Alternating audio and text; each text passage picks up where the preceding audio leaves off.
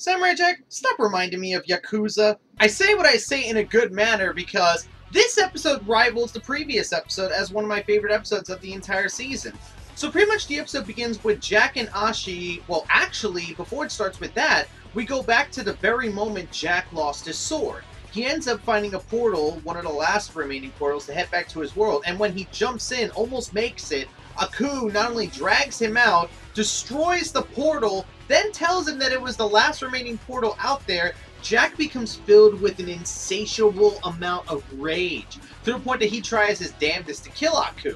Then he starts killing these creatures that Aku made Jack fight, which were those weird-looking goats that were following him throughout the beginning of the episode, to the point that Jack is not only filled with anger, but also filled with rot, to the point that he lost his sword. So what ends up happening is that after he loses his sword and begins looking for it with Ashi, he pretty much says that he didn't lose the sword left him. And that's actually a very good indication the way it's been seen, because here's the thing. This is a weird kind of folklore kind of thing, or even like medieval kind of thing, but weapons are usually bound to their masters. The only one who can really use like a specific weapon, or like a certain weapon, is the master, like the one who knows how to use it to its full potential.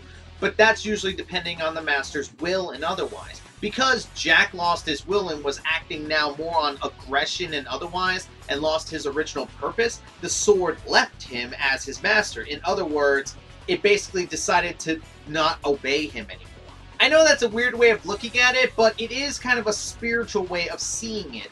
That because of him losing his purpose, the sword no longer found the need in seeing Jack as its master. So Jack had to go through a spiritual journey, which also led to Ashi having to defend the home front, because she had not only an army coming after Jack himself, but also the leader of the Daughters of Aku. Ashi had to fight her own mother to defend Jack, while Jack was finishing his spiritual journey. In the end, Ashi was able to defend Jack and kill her mother, at least I think, because she ended up taking an arrow right to the back. I don't know if that's the last of her, but it was definitely like the winning blow that she needed to protect Jack, while as Jack finally comes to terms with his aggressive side that was born from the destruction of the portal and the death of those goats that he didn't know he was killing.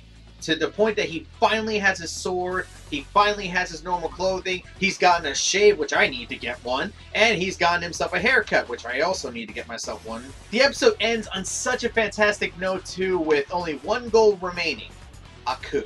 And that is where the episode literally ends, and I got nothing else to say about this episode besides, holy Christ on a bike, Jack is back! He is better than ever, and I am super pumped to see where this goes next. So yeah, this episode rivals the previous episode as one of my favorite episodes of the entire season. And that's my speed impressions on Samurai Jack XCVIII.